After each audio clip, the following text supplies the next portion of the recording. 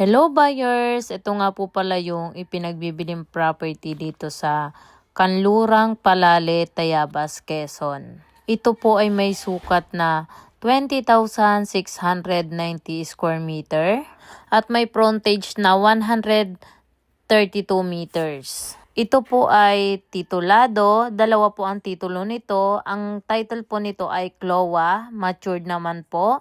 Tapos, buhay po yung nakapangalan sa CLOA title. Mula nga po pala sa highway, ayan, kung makikita po ninyo, ay medyo banayad naman po papasok ng property. Pero pagpasok po ninyo doon sa mismong property, meron na pong part na slope. Then, meron din pong part na mula dito sa may kalsada is malalim po papunta dito sa mismong gitna ng property. Katulad po nito. Ayan po, kung makikita po ninyo dito, ay medyo may kalaliman yan mula dyan sa highway, papunta dyan sa ibaba. Pero banayad lang naman po yan, hindi naman po yan malalim na malalim. At yung naandun naman po sa gitna ay kapatagan. Then kapatagan, tapos pa-slope na po ulit pataas, hindi din po ganun kalalim yung area. Ipapakita ko din po sa inyo ang loob nitong property. Ito nga din po pala ay updated ang tax declaration. Bali, dalawa nga po pala ang title nito. Yung isa po ay sa anak po nila nakapangalan. Yung isa po ay mayroong sukat na 18,299 square meter. Tapos ang nasa likod naman po ay may sukat na 7,053 square meter. Bali, nagbenta na po pala sila dito. Binawasan po itong 18,299.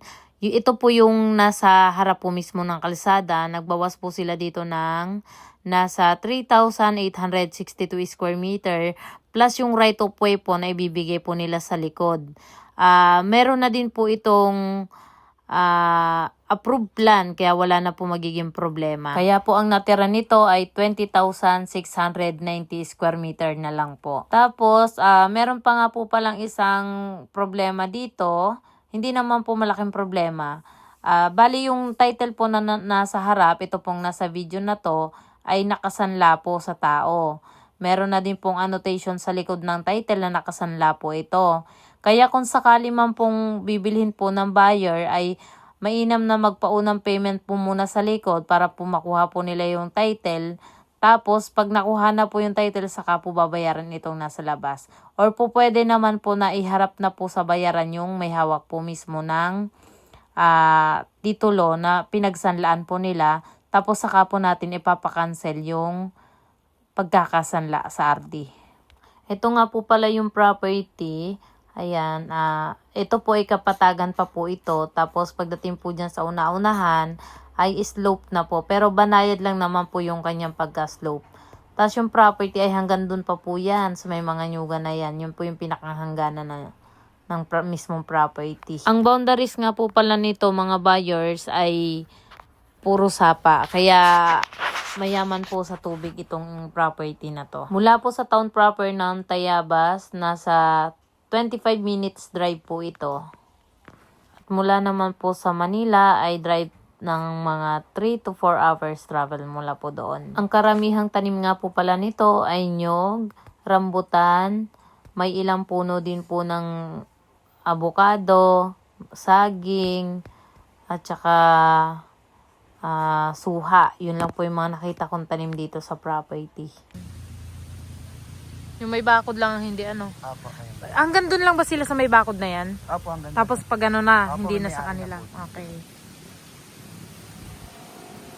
Ito nga po pala yung part na mayroong mga tanim na prutas. Ayan, saging, rambutan, suha or lukban. Ayan. May ibang papaya din, avocado. Tapos ito naman po yung kanyang highway. Mula po dito, patag to. Mula dito sa kalsada, yan patag. Tapos, slope na.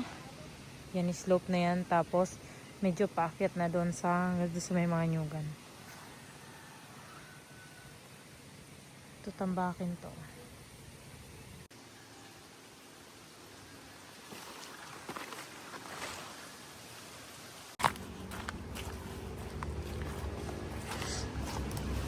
Ito. Ayun, sapa na po yun.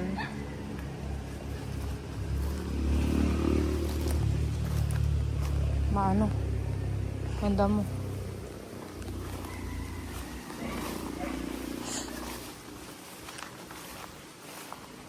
Ito yung mga tanim na rambulan. Po!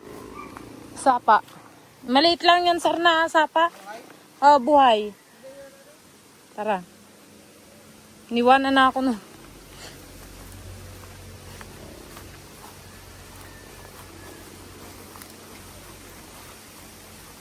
Ayun.